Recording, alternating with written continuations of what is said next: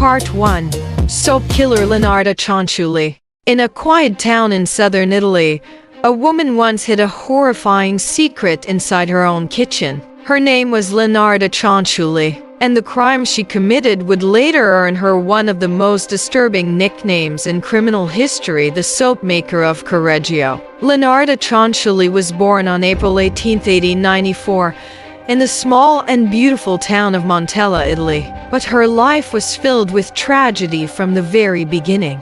As a young girl, she attempted suicide twice. In 1917, she married a man named Raffaele Ponsardi. According to Cianciulli, her mother strongly opposed the marriage and even placed a curse on her for defying the family's wishes. Whether that curse was real or not, tragedy seemed to follow her everywhere. Leonarda became pregnant 17 times throughout her life. 3 pregnancies ended in miscarriage. 10 of her children died at a very young age.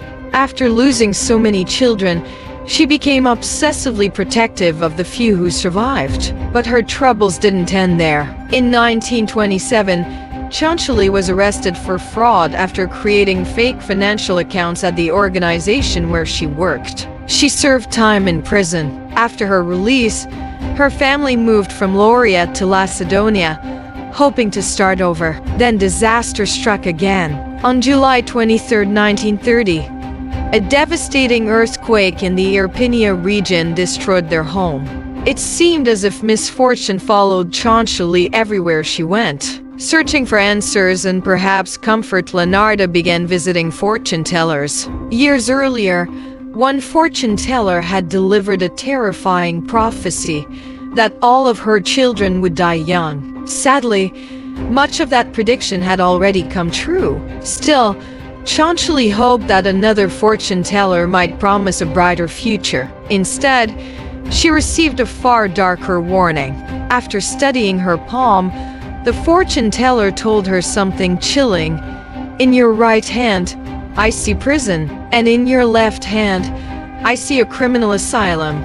Despite the ominous prediction, Leonarda and her family eventually settled in a new town, Correggio. But fate was already moving towards something far more sinister. The murders of the soap maker of Correggio in 1939.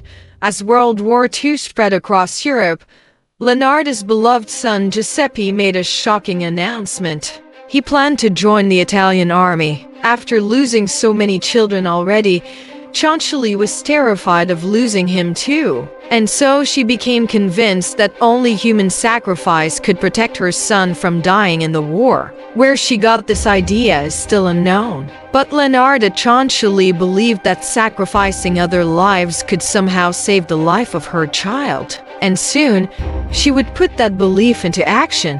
Her first victim was a lonely woman from the area named Faustina Seti. Cianciulli invited Seti to her home, promising that she had found the perfect husband for her. Before anything happened, Cianciulli asked Seti to write letters to her family and friends, explaining that she was leaving town to start a new life. But once the letters were finished, Cianciulli gave Seti a glass of wine laced with a sleeping drug. When Seti lost consciousness, Cianciulli murdered her with an axe. After the killing, she chopped the body into 9 pieces and collected the victim's blood in a basin. Later, Cianciulli chillingly described what she did next. She said, "I threw the pieces into a pot, added 7 kilograms of caustic soda that I had bought to make soap, and stirred the mixture until the flesh dissolved into a thick, dark mass. But what she did with the blood was even more disturbing.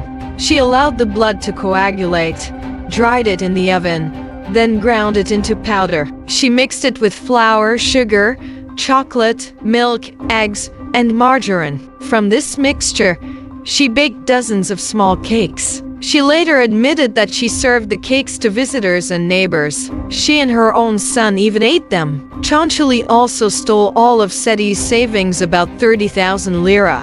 Her second victim was Francesca Soavi. On September 5, 1940, Cianciulli lured Soavi to her house by promising to help her find a teaching job. Just like before, She convinced the woman to write letters saying she was leaving town. Then she gave her drugged wine. And again, she killed her with an axe. The body was disposed of in the same horrifying way. But the third victim would ultimately lead to Cianciulli's downfall. Her name was Virginia Cacioppo. Cacioppo was a former soprano singer who had once performed at the famous La Scala. Cianciulli promised her an opportunity to work with an artistic manager in Florence. On September 30th, 1940, Cacioppo arrived at Cianciulli's house. Like the others, she was given drugged wine, and then she too was murdered with an axe. But this time, Cianciulli did something slightly different. Instead of only baking cakes, she also rendered the victim's body into soap. She later confessed, Cacioppo ended up in the pot like the others. Her flesh was fat and white. After it melted, I added a bottle of perfume and produced some acceptable creamy soap. She even gave the soap to neighbors and acquaintances. For a time, Cianciulli believed she had committed the perfect crimes. But she had made one crucial mistake. Unlike the other victims, Virginia Cacioppo had a concerned sister-in-law. The woman didn't believe the letters claiming Cacioppo had suddenly left town. Even more suspicious, she remembered seeing Cacioppo entering Cianciulli's house on the very night she supposedly disappeared. She quickly reported the disappearance to the police. When investigators searched Cianciulli's home, they discovered disturbing evidence: personal belongings of the missing women, 3 axes, 2 knives, and a large cooking pot. At first, Cianciulli denied everything. But when police began suggesting that her beloved son Giuseppe might be responsible, she immediately confessed. During the trial, she even demonstrated that she could dismember a body by herself, cutting apart a corpse at the local morgue in just 12 minutes. In 1946, after a short trial, Leonarda Cianciulli was sentenced to 33 years. Exactly as the fortune teller had predicted. 30 years in prison and 3 years in a criminal asylum. During her imprisonment, Cianciulli was described as a quiet and well-behaved prisoner. She spent much of her time knitting and cooking, though very few people were willing to eat anything she prepared. On October 15, 1970, Leonarda Cianciulli died from a brain hemorrhage while still in a psychiatric institution. She was 79 years old. Her body was returned to her family for burial, but the tools of her crimes, including the infamous cooking pot, were sent to the Museum of Criminology in Rome. To this day, visitors can still see the 3 axes she used and the large pot where she boiled her victims. And even decades later, the world remains fascinated by the horrifying story of the soap maker of Correggio. Her life later inspired the stage production Love and Magic in Mama's Kitchen, which eventually reached Broadway in the 1980s, introducing the chilling legend of Leonarda Cianciulli to an even wider audience. Part 2. Bear Brook Murders. Inside a rusted metal barrel, investigators made a horrifying discovery: the bodies of a woman and a young girl. What happened to them? Stay with us until the end to uncover the chilling truth. In 1985, a man was walking through the woods in Allenstown, a quiet town in New Hampshire, when he noticed something strange near an abandoned trail. Hidden among the trees was a rusty metal barrel. Curious, he looked inside. What he found would become one of the most disturbing mysteries in American criminal history. Inside the barrel were the decomposing remains of a woman and a young girl. Police quickly arrived at the scene, and investigators confirmed the horrifying discovery. The 2 victims had been placed inside the container and left in the forest, hidden away from the world. The area became known as Bear Brook State Park, and the case soon earned a chilling name: the Bear Brook Murders. But what detectives didn't know at the time was that this barrel was only the beginning. For 15 years, the case went cold. The victims remained unidentified. No suspects were found, and investigators struggled to understand who these people were and why they had been killed. Then, in the year 2000, investigators made a shocking discovery. Just a short distance from the first barrel, another metal container was found in the same forest. When police opened it, they were horrified. Inside were the skeletal remains of two young girls. Suddenly, the mystery became even darker. Now there were 4 victims, a woman and 3 children, all abandoned in barrels deep in the woods. Even more disturbing, forensic investigators discovered that the killings had likely happened years apart. This meant the killer had returned to the same location more than once. And yet, nobody had reported these victims missing. Detectives worked tirelessly trying to identify the victims. Using forensic analysis, they determined that the woman was likely between 20 and 30 years old. The children were estimated to be between 2 and 11 years old. But there were no matches in missing person databases. It was as if these people had simply vanished from the world. For decades, the case remained one of the most frustrating cold cases in the United States. But then, in the 2000s, investigators began using a new and powerful technology, DNA genealogy. This technique had already helped solve several cold cases by comparing crime scene DNA with public genealogy databases. And soon, it would change the Bear Brook investigation forever. Eventually, investigators identified the man responsible. His real name was Terry Petter Rasmussen. Rasmussen was a drifter who moved frequently across the United States, using multiple fake identities. Over the years, he had been known by several different names, including Bob Evans and Curtis Kimball. He often formed relationships with single mothers and then disappeared suddenly, leaving behind very little trace. Detectives soon realized something terrifying. The victims in Bear Brook were likely members of Rasmussen's own family or people who had trusted him.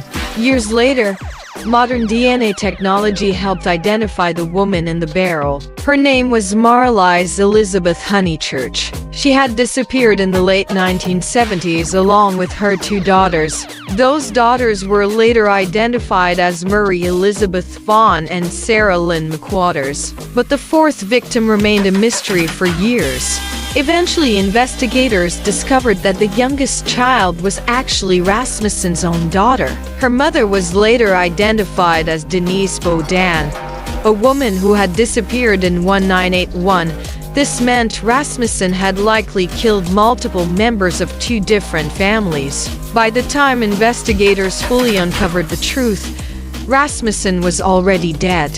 He had died in prison in 2010 while serving a sentence for the murder of another woman in California. This meant he would never stand trial for the Bear Brook murders. However, the case became one of the most important investigations in modern forensic history. It helped demonstrate the incredible power of DNA genealogy, a technology that would later solve many other cold cases. Even today, the Bear Brook murders remain one of the most chilling crime stories in the United States. 4 victims were hidden in barrels in the woods for decades. A killer lived under multiple identities, and the truth remained buried until modern science finally revealed it. What makes the case even more disturbing is how easily Rasmussen blended into normal life.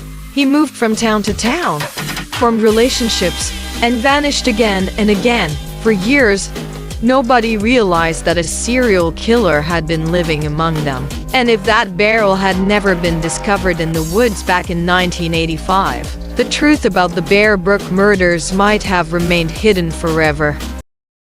Part 3. Bone Valley Case. The Bone Valley Case, a murder mystery that may have sent the wrong man to prison in 1987. A young woman disappeared from a small town in Florida. At first, it seemed like a typical missing person case. But within days, investigators would discover something far more disturbing, a brutal murder that would lead to one of the most controversial criminal cases in modern American history. The victim was Michelle Schofield, an 18-year-old woman who had recently married her high school sweetheart. Her husband, Leo Schofield, reported her missing after she failed to return home one evening. At first, police believed she had simply gone out for the night. But something about the situation didn't feel right. 3 days after Michelle disappeared, investigators made a horrifying discovery. Her car was found abandoned on the side of a rural road. Inside the vehicle were signs of a violent struggle. Not long after that, search teams located Michelle's body in a drainage canal in a remote area of Florida known as Bone Valley.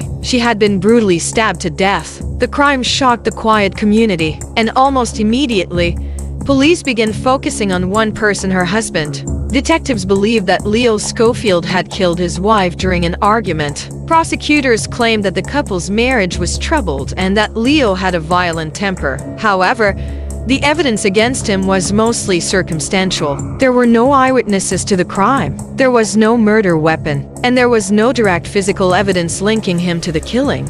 Despite these weaknesses, prosecutors built their case around the idea that Leo had acted out of jealousy and rage. In 1988, after a controversial trial, Leo Schofield was found guilty of murdering his wife. He was sentenced to life in prison. For many people, the case seemed closed. But years later, a shocking twist would change everything.